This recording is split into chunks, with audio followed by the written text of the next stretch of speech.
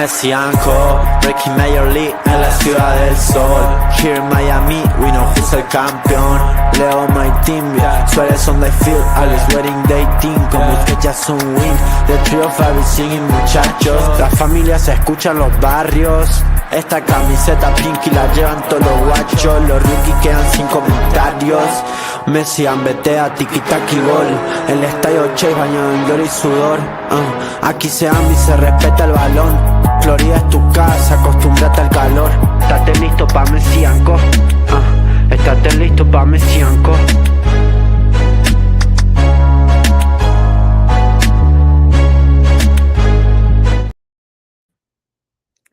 Hello, everybody, and welcome to a special live episode of Messi Co. I'm Ashley here with only one, unfortunately, of two, but with a very mighty one in my co-host Gian to recap the last couple of matches and talk about some topics. I know we've been a little in and out the last couple of weeks, but we wanted to make sure we spoke about these last couple of games and especially last night, hopefully a turning point in the season, which we'll get to. But first and foremost, how we doing, my friend?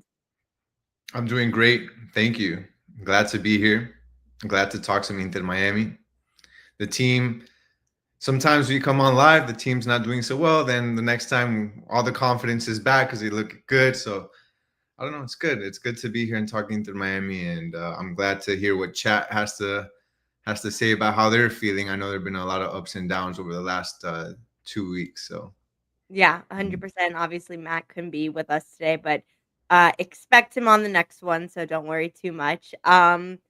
But yeah, all right. So we haven't been on since we're not going to just recap last match because first was the Charlotte match, and that was obviously where I guess vibes were like at an all-time low after what we know to be the Leagues Cup, which was a very difficult defeat, and the aftermath of that, the suspensions, etc. But then we saw Messi get to have a really great farewell in at his home, in the home Argentina match for World Cup qualifier. And even though we didn't have Suarez, we were excited because we were like, well, let's see what this team will do. Obviously they're going to be bouncing back and having this vengeance.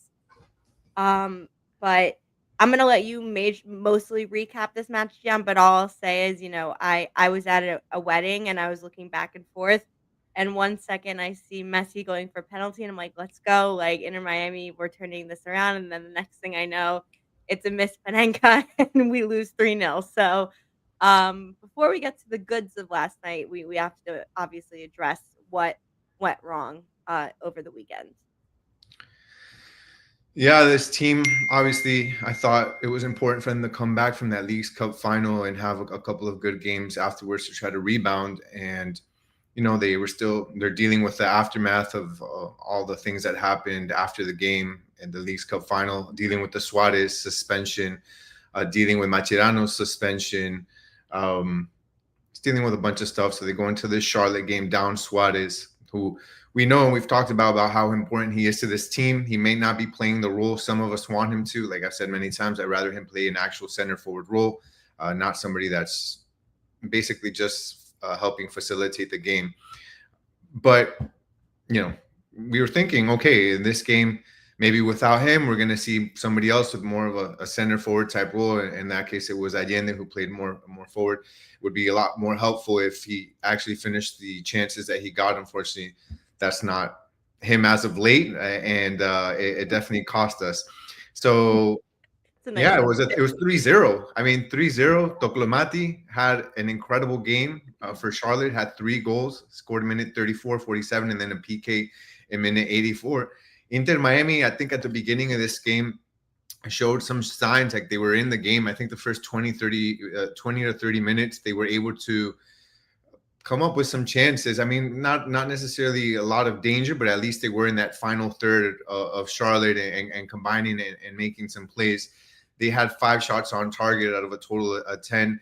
They had the majority of the possession of the game, but really after, I think, the 25th minute, it didn't really look too good for Inter Miami, especially going into the second half. The first half, again, we'll say it was a little bit even, right? Maybe 20, 25 minutes halfway, and then the other half for Charlotte. But then the second half, it really fell apart after that first goal. They were losing 1-0, and then shortly after the second half starts in minute 47, Doclamati scores the second goal for Charlotte 2-0, and it kind of fell apart after that. Messi, he has a chance at a penalty, rarely misses those, but he's tried that Panenka before. Last time he tried it, I think, was in Copa America, which he missed it as well. So that was, it doesn't seem to be working. But Tadeo Allende, man, he keeps getting these chances. He misses these one-on-ones, and I just think it's unfortunately tough for Inter Miami to have somebody that they can't really depend on now for that, especially in these games where they need that center forward presence when Suarez isn't there. So, but all in all, the Charlotte game, sad, 3-0. I feel like the team was frustrated. I said it after that game that I thought that this would be a decisive game where they were going to go into the locker room after and either bitch at each other and tell each other, like, this has to be the end of this poor play that we're having. They lose in ugly fashion in the Leagues Cup final, then they lose ugly fashion again against Charlotte.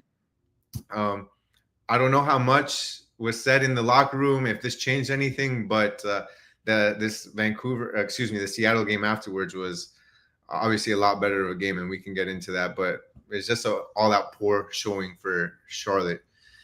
Yeah, well, and so I think we were all wondering what this was going to look like, right? Like how this was going to turn around, and can this team turn around? Because it's just, we'll get into the Messi misses, which is just like obviously so rare, and I mean it's obviously he's just going through.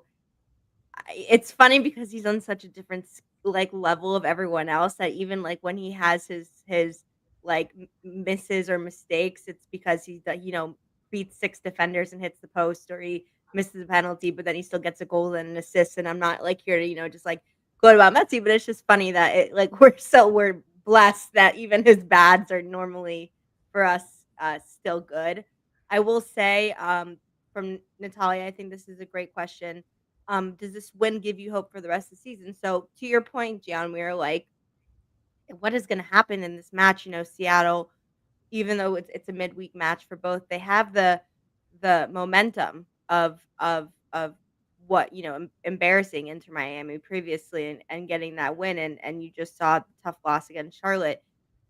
You could really just close the door on the Inter Miami season, knowing there's no Suarez, knowing that the bench is only, what was it, 6 people on the bench, and 2 of them or 3 of them were all under 18. Like, you had every chance to do it, but this Inter Miami team put on what I thought was a pretty good performance last night. Ash, before we just go into that Seattle game really quick, one thing I wanted to point out, because it was a stark contrast, I think, between the Charlotte game and the Seattle game, is there is an experiment that Mascherano has been doing because he feels like we can't. Well, it's not that he feels; it's a fact. We have a really hard time building out from the back, and a lot of times, what teams will do is they'll pressure us really high up.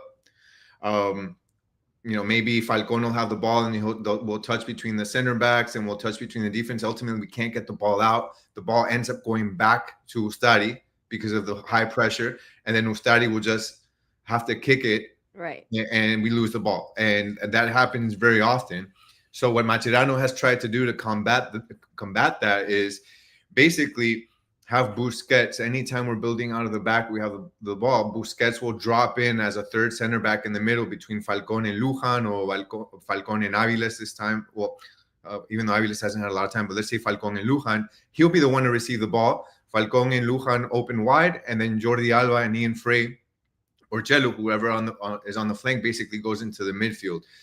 And he does that because he knows Busquets is much better at controlling the ball and much better at finding the right pass. But what ends up happening with that is you lose the importance of having a player like Busquets in the midfield, that once the ball gets into the midfield, then Busquets is the one that opens it up left, opens it up right, and is able to do a lot of things. And that wasn't working in this Charlotte game. It wasn't, because what ended up happening is, Busquets got the ball out, but then nobody was able to do anything with the ball. You don't want Messi to continue to keep coming down to have to try to get the ball because nobody can get it up to him. De Paul wasn't doing it. Bright wasn't doing it. Velasco wasn't doing it. and we were missing that connection point. So the reason I mentioned that is because Mascherano didn't ask Busquets to do that now in the Seattle game, and I thought that was interesting and a good contrast, and I liked it better because I don't like when we don't have Busquets in that midfield. I think the formation, whether he meant to or not, I saw a huge change in last match and last night, and I think um I'm gonna actually attribute that to the 3 players who are not named Messi or not from, Barcelona, because obviously Jordi Alba is still magnificent at left back and where he's actually really playing left winger in this match. Um, Magnificent doing what he has to do. Messi had some obviously uncharacteristic miss, but like I said, that's still 2 goal contributions, could have been 6, right? So that we know them doing them. 3 players who I think made a huge impact in this match. Number 1, Noah Allen.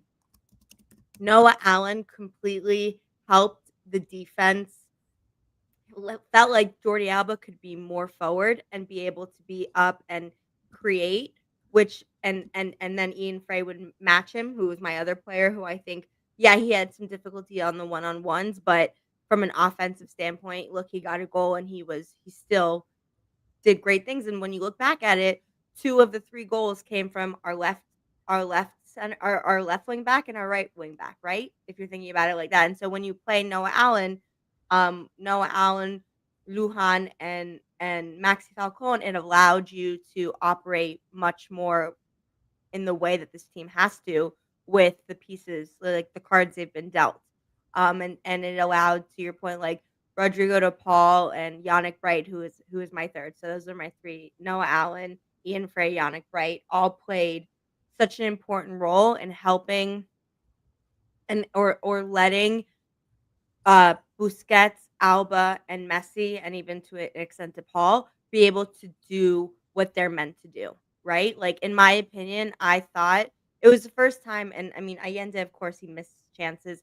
It's the first time I looked at the team and I felt like it was I saw balance and I saw the ideas. And if you just have someone better, not just named Messi, to be able to be the one helping scare defenses and create runs and create moments. And we're going to get to him, who that might be soon in this episode.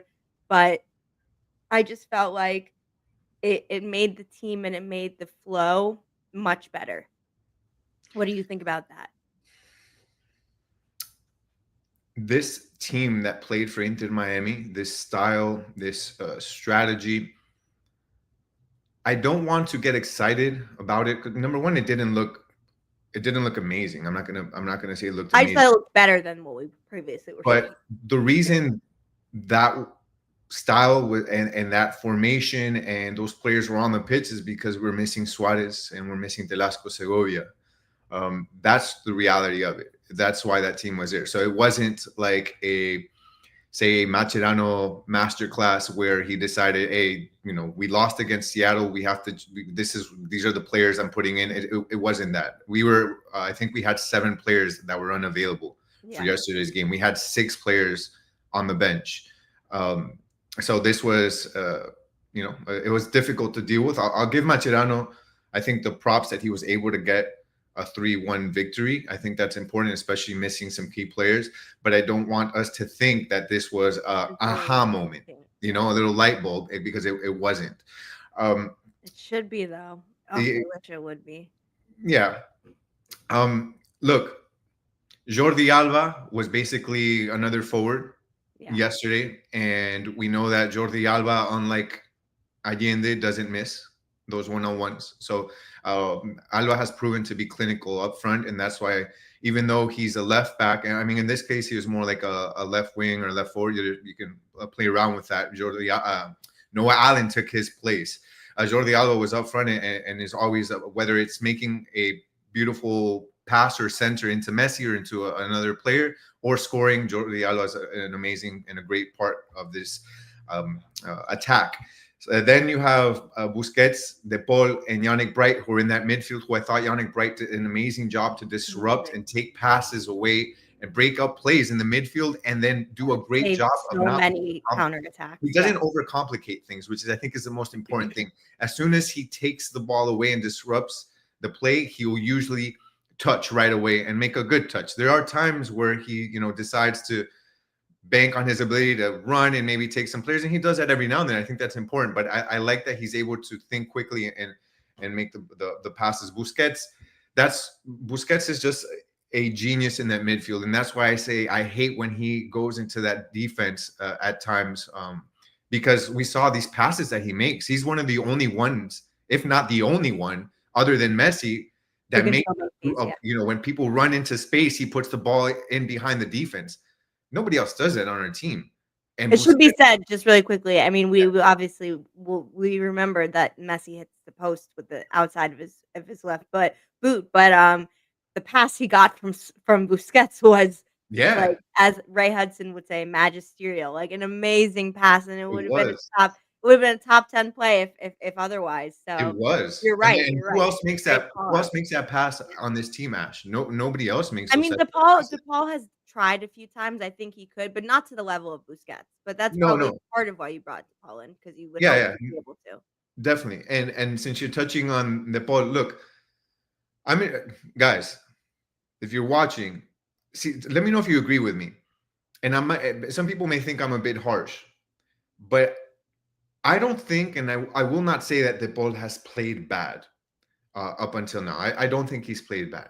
But I think there was a certain expectation that he'd be the savior from a guy that's still young. I would say probably in his prime. I think he's 31. He's in his prime. He's coming from La Liga. He's not coming from any team in La Liga. He's coming from Atletico Madrid, a third place, behind Barça and Real is basically Atletico Madrid. He's coming in here, and I think we expected more from him. So I'm still waiting for that step up. I don't know if it's him still assimilating to how MLS is, the travel, the fields, but I expect a lot more from the ball. I'll say that. So I'm interested to see what everybody else thinks. I agree. Let's get some feedback on that. I will say, for this point, Obando wasn't available yet due to injury. He's been dealing with his injury. Sometimes it's because he's not chosen, but he also has been, I think, having these lingering injuries, which is a shame. Same for Baltasar Rodriguez, a player who we've seen when he's gotten a couple chances, gets a spark going, but then is injured again. So, difficult to see. I think, with DePaul, I agree that there's certainly keep zooming in and out, or yeah, it's this weird thing with my camera. I'm turning it off. Okay, I was starting to get a little nauseous. No, I'm just kidding. So basically with DePaul, I think he comes in and immediately starts playing Leagues Cup, and he's playing where every match is a win or go home. He's also playing against teams that are in Liga MX. So he's not really, playing what would be the normal MLS, right? So like you're playing in the tournament where it's you're being asked to just like survive and make it to the next match with whoever you have available around you. And also you're playing against a completely different league than what the league you joined. And then you have players like that are getting injuries and all those things. And so I think it is, to your point, it's not that he's been bad, but I think he's also been a little bit held back by circumstances because he's not playing in his natural role and what he would naturally do, on the pitch if you had Messi and Suarez and another like forward firing at 100%. And he was able to kind of be like that middle ground, and him and Busquets would be able to do what they have to do in the midfield. Like that's not what we're dealing with right now, and we're having a lot of problems offensively with availability and with play in general. So he's had to play in a role that he's not normally in. So I'll say he has plenty of time. He's obviously signed a 4-year contract when the loan is done. And he will, I think,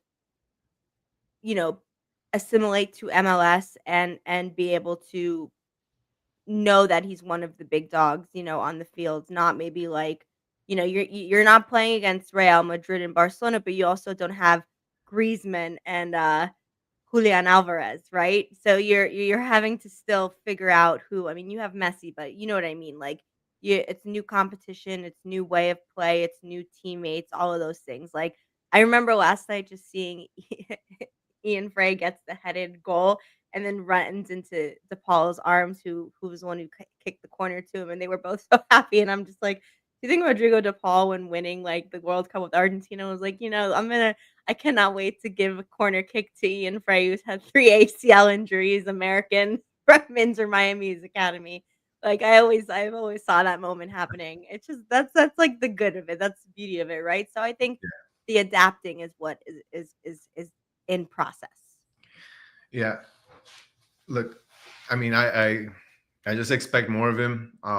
So hopefully it'll happen, because I think that if this team is going to make a run in the playoffs, they're going to need guys to step up. This team is currently built and is currently playing is not going to make it past the first round of the playoffs. Great comment by And, Black Story.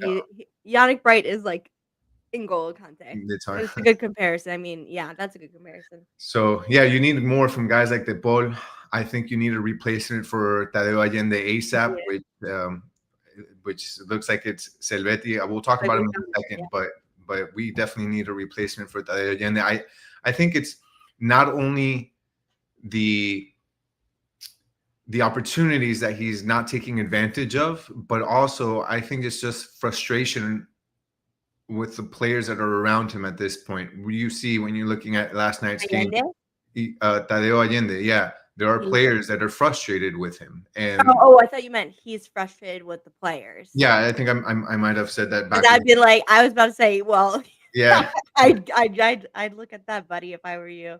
Yeah, no, I'm saying I think there was a play where I don't know who let the ball get past them so that Tadeo Allende they kind of fainted, and Allende didn't get the ball. Allende sometimes doesn't understand the passes that either, I think it was like De Paul was trying to make it, there are players that are now frustrated with him, and you can see it in game. They don't hide it. They yell at him in the game. So at this point, I just don't think it's the right fit for Tadeo Allende on this team. Obviously, he's played the last 2 games because there hasn't really been anybody that fits his profile, especially with Suarez out. He's really you think about it, he's the fastest guy, the most agile guy on this team in reality. He's the guy that can run and get into space and sometimes get into the right spots and get himself opportunities. He just doesn't finish them, and that's important because you don't have you don't have Suarez playing a center forward role. You have Messi playing deeper. You need the one guy that is supposed to be attacking is not scoring. So I think it's just time for the team to move on from him.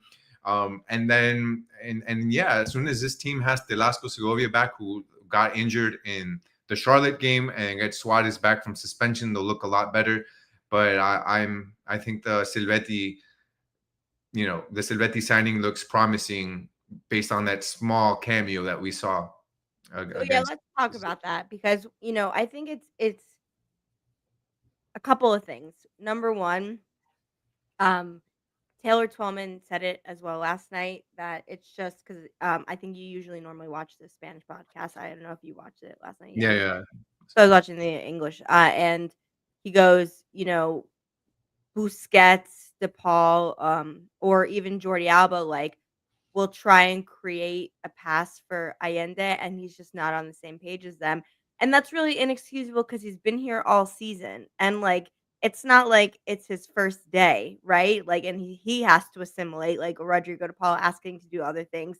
He should have been knowing how to make these runs and been practicing these runs with the team since the start of the season. And so it's on him that he looks so out of sync. You obviously can tell he's out of, the confidence is drained, and it doesn't bring me joy. It doesn't bring us joy to be like, we were right about Allende, but I would say I would have said the same thing I said 3 months ago, etc., when this started, that you need to be able to feel comfortable with with multiple options in attack. And they weren't available because of injury and things like that. But if we had more playing time from the Fafas and the Baltasars, etc., the Segovias, all of that, you would have. I think it lets the team feel more comfortable with attacking options, and it leads to where I think we are right now a little bit with Lionel Messi, which is that I think you said it in a text really well. I don't know if you can pull it up or remember what you said, but basically that these uncharacteristic misses that he's making, whether it's the penalty or it's hitting the post, but then obviously the goal he scores is this amazing acrobatic lunge. He's he's frustrated because the team around him isn't delivering what he is, and although he it's different players and there's injuries and there's X, Y, and Z, he's not used to having to play with a striker who literally can't score. And Yeah, he's, like, missed 40 chances in a row. Like, I mean, there's levels to this. We say that about Suarez, but the kid, he showed in the final he couldn't score an ocean right now, really. It's he's young, so he has time to get better, but, like, it can't be on with this Inter Miami team. It's the players, whether they're young or they're veterans, whoever is on the pitch has to be playing and doing exactly their role while Messi is here. You know what I mean? yeah. I think what I was saying is that there have been a lot of uncharacteristic misses by Messi over the last maybe 3-4 games. I think one of the first ones that I remember, and was it, Ash, remind me, was it in Leagues Cup where he had a ball right in front of the goal and he just absolutely ripped it at the post and it bounced off? I think was it Leagues Cup final or the one before, something like that. The final, Uh, yeah, it happened in the final, yeah. yeah, and where usually he would just like subtly Right. place it, and would score, and then he's missing penalties and he's missing point blank shots, and I think that's very uncharacteristic. So what I said is, I think, especially when yesterday's game he missed some shots, I was saying it's either two things. It was one, he's just having that game or a period that all players go through, even the best, where It's not it's just clicking. that type of game. It's that type of week. It's that type of 2-3 weeks. It happens. It happens to the best of us. Or bigger picture, he's frustrated. He's frustrated with the fact that other players aren't stepping up. He's having to do the majority of the work. I think that he wants to do like how he plays in Argentina, where he gets to focus more on the attack. Obviously, he floats around, but most of the time in Argentina, he's up front and he's receiving the ball not at midfield and not in the defense. He's getting the ball already In the at final mid third, yeah. attack. I think he wants to play more like that, and he's not able to on this team because there are players that aren't putting up their part and making the right passes. And then when he does make the right passes, he's got players that, like you said, Ash, that can't finish. And I think it's one of those two things. It's one of those period of times where he's just not having the best of luck, or he's actually frustrated. And the reason the frustration came to mind was, again, that Leagues Cup game where he was in front of the goal, and with the aggressiveness that he shot the ball like 2 yards in front of the goal at the post And it went was over it, yeah. uncharacteristic in my eyes. So it may be that. And Ash, like, I look at this team, and I've said this quite a few times now. The team has good players, but you know what the problem is? They have a lot of the same good players that play the same positions and have the same roles and have the same characteristics. And I think Inter Miami right now is a prime example that you can't just put a bunch of really good players on a team and hope that the team consistently performs well. I think you have to have the best players, but also in the right roles. Because if you look at this, you have a team that is full of really good midfielders and no attackers. You have guys that do the same thing, basically. You have guys like De Paul, Busquets, Yannick Bright, whose roles really overlap. You don't need all three on the pitch. I'm sorry, in my eyes. You have, then up front, you have Suarez, Velasco Segovia. You have who else? Allende. Yeah, those. Well, not even Allende. I'm just going to take out. But you have Velasco Segovia, Suarez, and Messi, who are basically all playing a number 10 role. Literally, all three of them are playing like a 10 role. Yeah.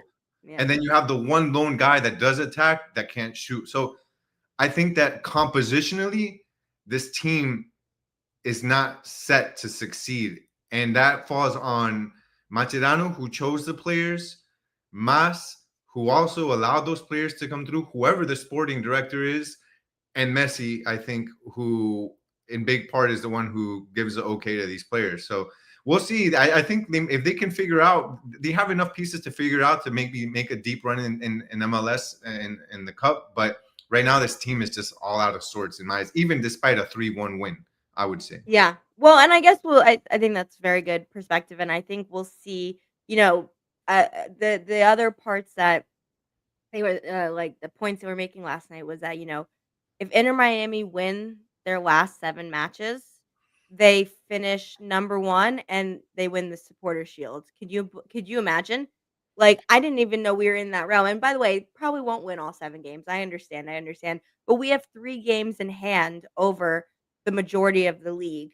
And if you start to get, like we're about to talk about, I promise it's literally gonna be the next sentence I say, we start to get back not just the players who are going to provide that spark, but like I said earlier, the 3 players I named that were most impactful in the match. No Allen, who had been out for injury, him coming back, and now you have an attacking shortage, right, in terms of like who's able to play and play at this level. Well, you have Jordi Alba, who it's not his normal role, but he can do it. And so if you feel comfortable with Noah Allen behind him, then that gives you more solution. Ian Frey, like we said, that gives you now, like, one is Inter Miami scored off a set piece that you can think of that's not a messy free kick. Ash, can I step in here and say I agree with what you're saying, and I think that that sparked something as you were saying that. I'm looking at the lineup from Yeah. the Seattle game. I would do this based off of what you just said. Keep that same back four with Frey, Yep. Lujan, Falcon, and Noah Allen. You Yep. keep the Paul, Busquets, and Bright. But what I do is you take out Allende, you move Messi to the right, and you have Suarez once he comes back in the middle, and you can have Jordi Alba as that left wing. I Like agree. you literally can. 4-3-3. I Yeah. think that's You- what I you- think. I was gonna eventually say it, but I didn't want people to call me crazy. I was like, you can play a 4-3-3 with DePaul, Bright, and Busquets if you have to. Um, but here and now I'm bringing it in because I got to bring it in. Someone who could be making a difference in these last 7 matches and could potentially get us to win and could even find himself being put into the starting lineup as soon as this Saturday. And I would say with that situation, then you have Messi as your number 9, and you have this player, or you put this player as your number 9. We have to talk about Silvetti, Matteo Silvetti, I believe, right? yeah, Silvetti. Uh, 19-year-old from Argentina who uh was we heard was good, comes from Newell Old Boys, obviously Messi's boyhood club, but has been out for 3 months with a foot injury and is very young. Um and so I don't know what I expected when we knew he was going to finally be able to make his debut during Tuesday's match. I don't know what I was expecting, but I will be honest, and maybe it's because we have had such a drought of attacking quality outside of Messi and even Suarez, but not in the role we would want him to be. Um, Maybe it's that, but I'll say the 10 minutes Silvetti played impressed the hell out of me, and I was like, if he was on our team for the Leagues Cup final, we would have won. If he's on our team and plays consistently through the rest of the season and isn't hurt and is able to, like, be that player, and I'm not saying 90 minutes every match, but is able to contribute that role and be that dangerous shot creator and attacking creator. I mean, in the first minute he was on the pitch, one, he gets a yellow card for being too excited, which I'm like, good. Show that you are running and that you care. And then he tries when I think DePaul has the ball in the midfield, he tries within 5 seconds to make 5 separate runs and just was trying to get him to float it over. And it was like, I tweeted this and I texted it to you. I'm like, this is literally what it felt like the first time you met Danny Rojas on Ted Lasso. This guy who's this ball of energy, and I mean that in a completely sincere way because obviously Ted Lasso, it's poking fun at some stereotypical players, but Danny Rojas was the most technically best one on the team. And that what he provided, I was blown away by. And if he and I was like, you know what? I put him in tomorrow. Like, I need to see that attacking energy, get Allende off the field, put him in for Allende starting in DC and see what happens because I thought he had that much of a good first impression. Yeah, I had a great first impression from Matteo Silvetti as well. um, 2025 with Newell's, he had 2 goals and 1 assist in 15 matches. In 2024, he had 4 goals and 1 assist in 20 matches. He's a young kid, and I think Only he brought 19, right? yeah, he's 19. He brought a really good spark off of the bench. But I'll say this before I jump to conclusion, not jump to, but get too excited. Rather, just what Black Story said, we shouldn't read too much of it, because Seattle were attacking high, and he's fresh from the bench. And to speak on that, like, I think even the entire match, the 3-1 victory, you know, we got revenge on them on the Leagues Cup final, and that I want to take everything with a grain of salt, because they weren't playing with all of their starters. They also they took off starters early on, and were basically saving themselves and their energy for the rest of the season. And you know, I think that the team played well, but we didn't have But all we of our also starters. only were down to the bare bones of our bench too. Like, it's not Yeah, like we yeah. had So our I mean, best it's a 11 good out there. win, and I appreciate it. But Yeah. again, I don't want to say we're back, or say, Right. you know, Matteo Silvetti is amazing. I think he's really promising, and I think it's exciting to have him on there. He fits a role that we need. At least it looked like it, because we don't have somebody that can consistently be high energy, that can make runs, that can try to How about take this? players, and yeah, more so get and Create more spaces for Messi and Suarez. If Suarez isn't the one who has to create for other people, he may start turning himself back around and aiming at the goal. If he has all these people creating spaces and defenses having to not just crowd him and Messi in the same central area, yeah, right? Like, I told you that he basically was doing what Robert Taylor was doing before we yep. sent him packing. And really, at that point, Robert Taylor was the only guy that was doing that for us, that had that ability to create his own shots and open up wide and shoot from outside, or make a run inside. And that's when he was very dynamic. We don't really have many players like him. So to have Matteo Silvetti come in and have that role, I think it'll give Keep defense Mascherano honest. a lot more options. Yep. And we'll see what he plays. I mean, you can have him play maybe a wing role, have Suarez in the middle, and have Messi maybe more out wide. You have Velasco Segovia there that also plays on the left, but he has a different skill set. It'll give, I think, Mascherano a lot to tinker with, but it's unfortunate that I don't know if Mascherano is willing to do that. We'll have to see. We've seen him have certain weapons at his disposal and not necessarily lean on them. He leans on the guys that he has already have kind of like battle tested. So Well, see. what I will say is unique about Silvetti, though, is that Mascherano coached him as part of the Argentinian youth setup, and so he is familiar with Silvetti. He's coached him before, which I think helps. And I will also say, if you're trying to make like think about the best impressions you've gotten of players ever. Like, I'll remember Neymar, like, when he was, in that Champions League match, or in maybe it was the Club World Cup for Santos. I remember seeing it, and I was like, "Ooh, who is this?" And I was young, and so making a really good first impression, and, like, the 10 minutes or whatever moment he was given, he tried to maximize it, and that's something I feel like we haven't necessarily seen out of other young players or other contributors that we've been missing. And to your point, look, I'm not saying he's gonna come in and score 15 goals and become, like, the greatest player of all time, but what I think the energy and the desire to create does is it keeps your the defense honest, and it leads to more spaces, and it lets the DePauls, the Busquets, the Suarez, and the Messis be able to have a little bit more space. And so maybe Silvetti will be at the end of some of them, but maybe just him being there, he'll be the start of some of them, and it ends with a Suarez or a Messi I finish. think So Silvetti will be a spark off of the bench, at least at the beginning, especially because I feel like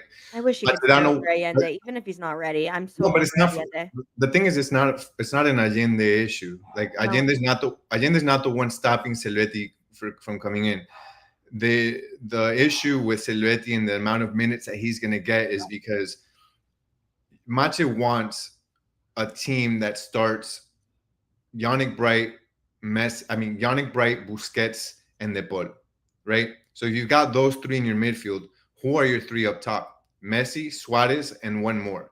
Allende throw him out. He's not there. But you have got Velasco Segovia on that left side. So I don't think that Mascherano's going to replace Velasco Segovia with Silvetti. What I do think is that when Velasco Segovia is substituted out, and we've seen the many times where Velasco Segovia leaves early on in the second half, maybe around minute 60, 65. We've seen him be substituted before with like the likes of Kremaski before he left. I think that that's something we'll see now where Velasco will come out and we'll have Silvetti. And especially if the game isn't completely, locked and ready to win, or if we're down a goal, you will see Silvetti come in for Velasco for that added punch in the offense. So I feel like that's kind of how we'll see Silvetti's role, especially early on as he. Yeah. No, probably. But I also will say, it's 7 matches in 22 days. So you may see rotation regardless. And what maybe he normally, to your point, would only have that bench opportunity. I think he may get himself some starts just by pure luck because of like the pack schedule, the injuries, the rotation, whatever the case may be. He may get a chance to start. Well, not I don't know for sure, but it reminded me of like if they had that type of player on the pitch consistently being that, then, this team would work a lot more at its current construction than it is. And even to the point that maybe it isn't the right construction period, if we had that third attacker operating as not as Allende has been, but as a spark, as a creator of spaces, of an energy, of a wild card, then things do work out a little bit more, right? Or you would think there'd be more chances. But we'll have to wait and see. And to your point, I'm gonna wrap up here that thanks to everyone who's in the chat, by the way, and we have 7 games in 22 days, so some of these theories will be tested very soon, and we'll be able to speak on them. But I'm glad they won last night. Once Seattle got a goal back, they were able to still push through, regain control. It boosts confidence. You saw a great debut of a young player, gets people excited. You saw a set piece goal. Like these are things that on a team towards the end of a season can be kind of those sparks, right? I mean, Gian, you've played soccer your whole life. Like it just takes like one header off of a corner and one kid, blowing by a defender and everyone suddenly gets that excitement, right? And gets that finish and sees that, oh, wait a second, we may actually finish in the top 3. Like we have a chance to do it. Like it just takes that one moment, right? To spark it. And hopefully that happened Yeah. in last match and we'll see it manifest itself Saturday. Yeah, I agree. And hopefully this is a turning point for the team. A 3-1 win is a good win no matter what. And hopefully they use this to build momentum into the remaining 7 games or so. Yeah. See, the season's been up and down. It's not over yet. I would just say, let's see how these next 7 matches go. You never know. And then the off season will happen. We know Messi's renewing. We obviously know DePaul will be there and so will Alba. But there are other question marks and we'll get to them when they happen. But let's just enjoy these last 7 matches and whatever else could follow. And see what this team can do, right? Yeah, agreed. Awesome. All right. Well, thank you to everyone for watching and participating in this live episode of Messi Co. As always, make sure you are following us on X at Messi Co. Following us on YouTube and subscribing at 5 Reasons Football. New content always happening. We'll make sure to do some preview before the DC match. But make sure you're with us and part of the journey. For this episode of Messi Co., I'm Ashley. That is Gian, and we will see you next time. Bye, guys.